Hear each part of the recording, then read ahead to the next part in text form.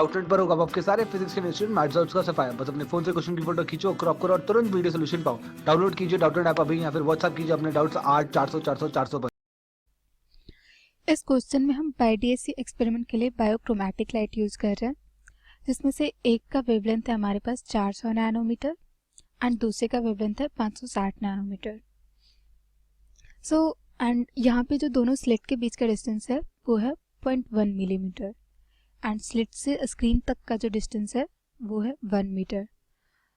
हमें यहाँ निकालना है कि स्क्रीन पे जो कंप्लीट डार्कनेस के रीजन होंगे तो ऐसे दो रीजन्स के बीच का डिस्टेंस क्या होगा। जैसे कि हम इसे देखते हैं, ड्रॉ करके देखते हैं। लेट्स से कि ये जो है ये हमारा स्क्रीन हो गया और ये यदि हमारा सेंटर है, तो लेट्स से कि ये पहला पॉइंट है जहाँ पे कि दोनों लैम्डा के कॉरस्पॉन्डिंग एक साथ डार्कनेस आ रहा है, क्योंकि कंप्लीट डार्कनेस उसे ही बोलते हैं जहाँ पे दोनों लैम्डा के कॉरस्पॉन्डिंग डार्कनेस आ रहा हो। एंड लेट्स से कि ये दूसरा पॉइंट ये है जहाँ पे पी के बाद नेक्स्ट पॉइंट जहाँ पे दोनों का कंप्लीट डार्कनेस आ रहा है। तो हमें इन दोनों के बीच का डिस्टेंस चाहिए। लेट्स से कि इसे बोल देते हैं डेल्टा बाई। लेट्स से कि ये पीसी जो डिस्टेंस हमारा मतलब पी पॉइंट का जो सेंटर से डिस्टेंस है ये हम नाम दे देते हैं बाई पी, और जो क्यू का सेंटर से डिस्टेंस है उसका नाम देते हैं बाई क्यू।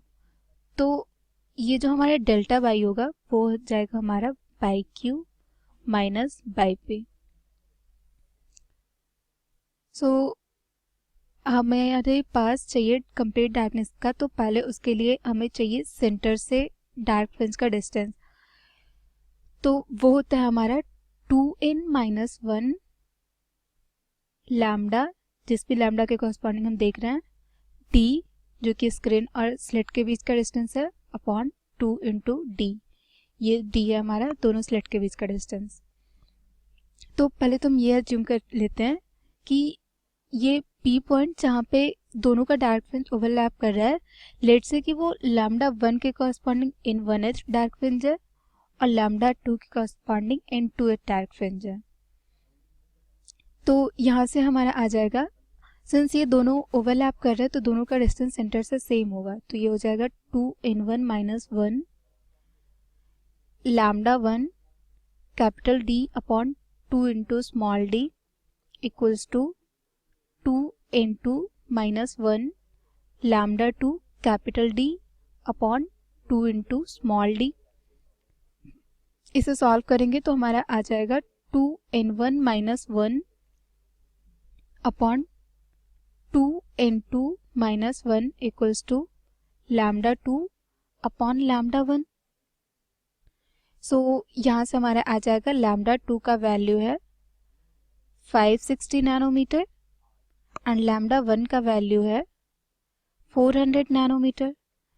यहाँ से हमारा आ जाएगा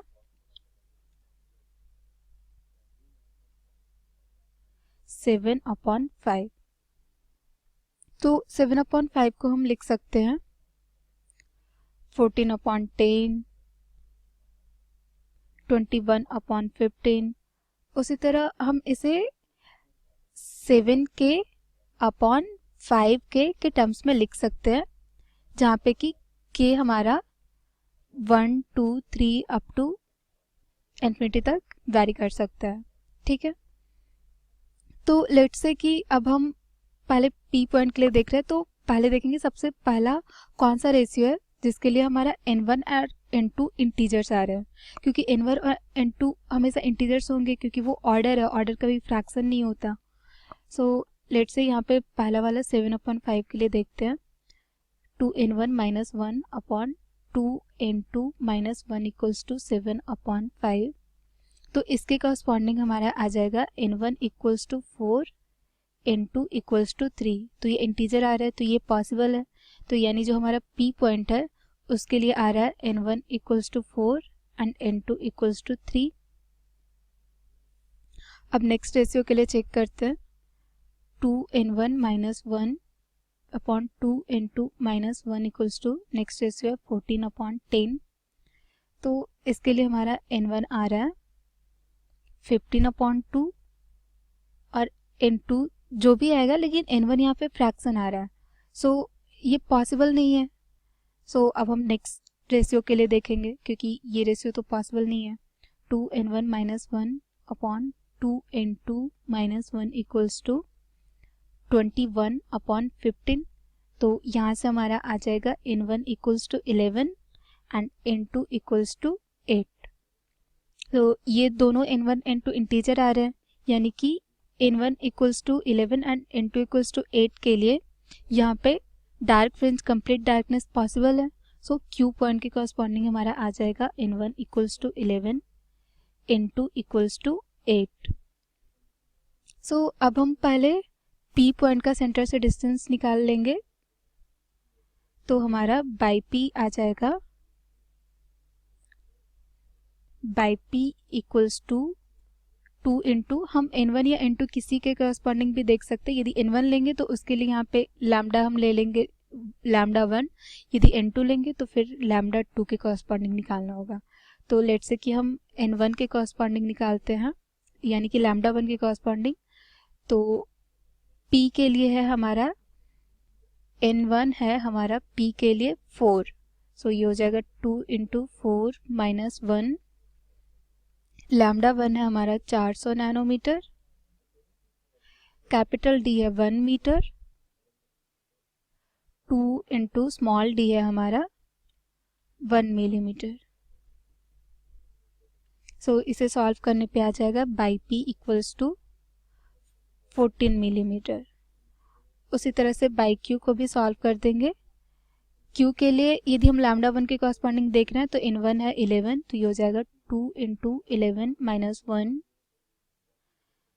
400 nanometre into 1 metre upon 2 into 1 millimetre. So इसे सॉल्व करने पे हमारा आ जाएगा 42 मिलीमीटर। अब हमें चाहिए डेल्टा बाई, तो डेल्टा बाई है हमारा डिस्टेंस PQ। सो PQ डिस्टेंस निकल जाएगा by Q minus by P। तो ये आ जाएगा हमारा 42 माइनस 14 मिलीमीटर, ये हो जाएगा हमारा 28 मिलीमीटर। तो ये जो हमारा डिस्टेंस है ये आ गया हमारा दो सक्सेसिव कंप्लीट डार्कनेस के बीच का डिस्टेंस।